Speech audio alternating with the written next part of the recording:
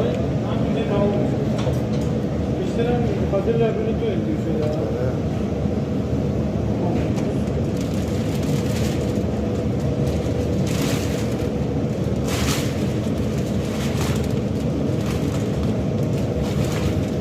نمیذاره میره و گوشو بیاره امروز هم اولین بار دور یک نزد. کارتو کن بس به سری باش بچه شاخ بازی در میاره.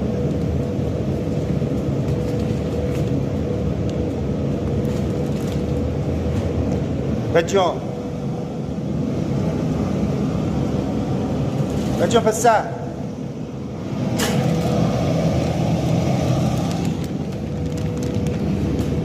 رمضان کی به چی درد می‌خورد؟ دیروز گرفتی دیگه شق القمر کردی؟